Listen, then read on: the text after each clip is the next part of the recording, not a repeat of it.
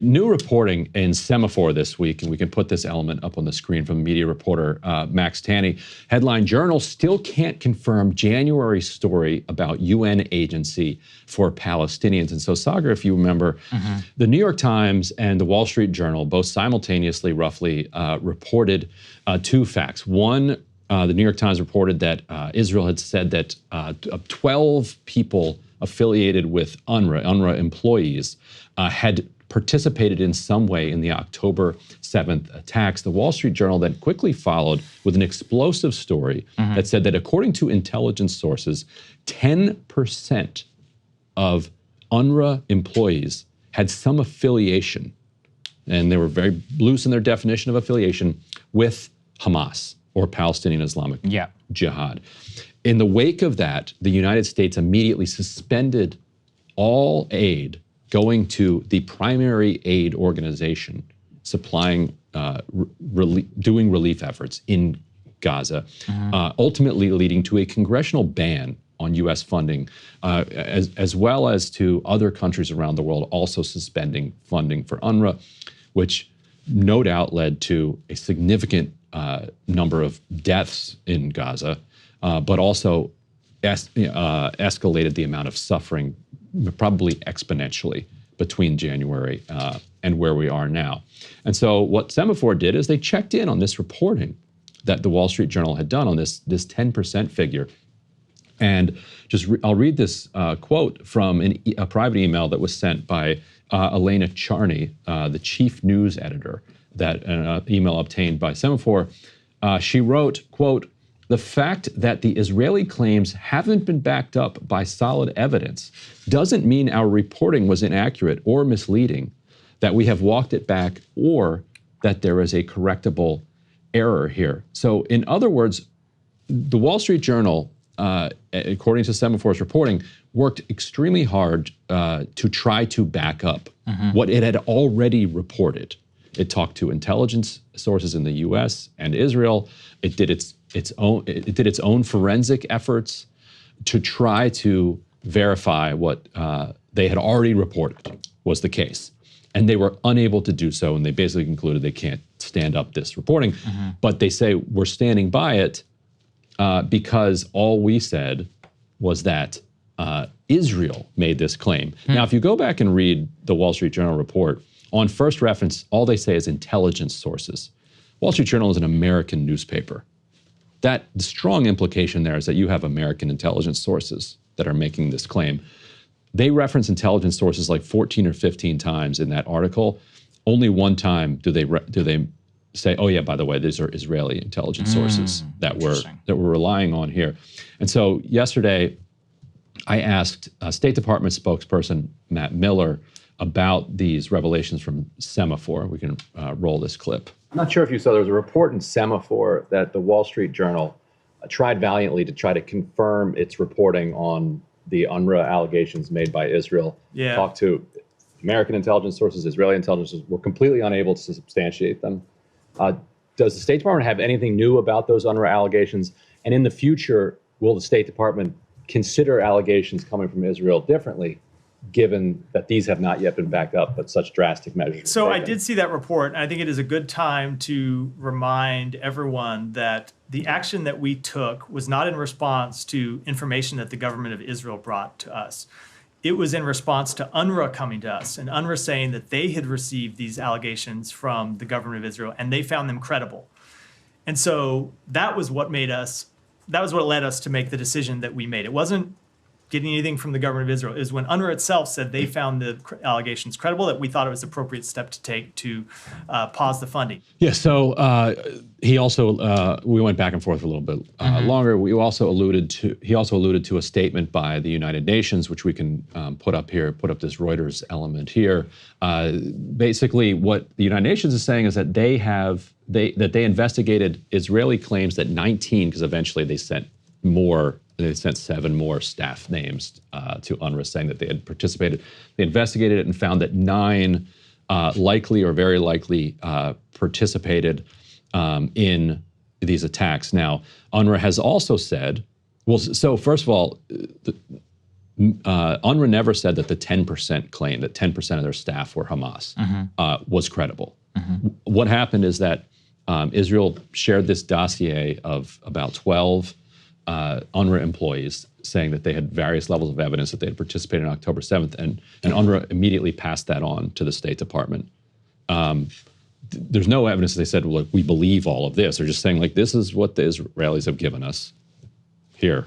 Right. Like, we don't want to cover it up for you. We're just going to share what the Israelis have given you. And the U.S. used that, the fact that UNRWA passed it on to them, to then cut all the funding. They said that for 7 of the 19, or for many of the 19, they were unable to find any evidence that this happened. But for 9, they said it's likely that they actually did participate. Now, UNRWA has about 35,000 employees. It's the biggest employer in Gaza. Teachers, janitors, custodians, and on and on. So it actually would be kind of shocking that only 9, were somehow involved in the armed resistance there. Like you think in a society, like let's say in the United States, like if there's the National Guard is going, a certain percentage of your teachers are in the National Guard. Like that's just kind of how it works. So it did. And the allegations against some of these 9 were that they were civilians, but once the fence was busted, like they went across and did some looting or some otherwise participated in the ransacking of southern Israel, which in some areas went on for several days. Like it was complete and total chaos. So, did that happen? Yes. UNRWA says it's highly likely that a handful of them did. But the major claim was that this 10% number, because that is much more systemic and goes to a central rot if that is true. We have absolutely no evidence whatsoever that it's true, and it just gets repeated. And for U.S. media to stand by it because they say, well, Israel says it's true, try to flip it around. Remember when there was a bombing of the hospital and Hamas said, and there may have been some mistranslation going on, but Hamas said 500 casualties, which then got translated to 500 deaths from an Israeli rocket attack. And then there was speculating, wait, maybe this was a PIJ rocket that actually landed errantly here. Since then, there's been counter speculation that, well, actually, maybe it was an Iron Dome rocket. The New York Times issued a public apology for its headline that said, Hamas claims 500 dead. Right. But Hamas did claim, well, they mistranslated it, but let's pretend Hamas did claim that. So in just the same way that Israel is claiming X, so the American media uses the fact that Israel is claiming X to stand by their reporting. But when Hamas claims X, and then that's called into question, there's a public mea culpa. Yes. So which is it? Right. Like, what's the standard here? And obviously the standard is the bias is extreme towards Israel here. And you also challenged the State Department spokesperson again in a separate incident. This is an interesting one. Yeah. The IDF announced that it had assassinated the economy minister. Right. And according to international law, and we can discuss this, you actually can't go around just assassinating civilian ministers or like the CEOs of, like, let's say Raytheon. Maybe you should be able to. It's an interesting question. Yeah, But we'll let's roll this clip from this State Department briefing yesterday. The IDF also announced that they assassinated the Gaza Minister of the Economy. I'm curious, does the State Department consider somebody like that to be a combatant? So I didn't see that announcement. I don't know who the person was. I don't know if he had an active role in the Hamas military wing or not. So I would to be able to answer that question, I'd have to know more about the specific. They said he counts because he had a role over the economy, and the economy has a role over manufacturing, and within manufacturing there are weapons that are manufactured. Again, I'd have to look at it in more detail before I could give you any kind of detailed assessment. So at least in his response there, he actually is assuming that he needs to have ties to the military wing in order to be a combatant. Did you notice that in his response? I did. Yeah. Which Israel does not believe. Well, I mean, as you and I were talking a little about before, there is an interesting question as to whether that should be a legitimate target. I actually kind of do think so. I'm not justifying the strike. I'm just like, yeah, well, in a total war, you go to war in the totality of the society. That's actually what a war looks like. Now, though, if we zoom out a little bit, what I think you're getting at is that the U.S. defense is always like, well, that's complying with international law.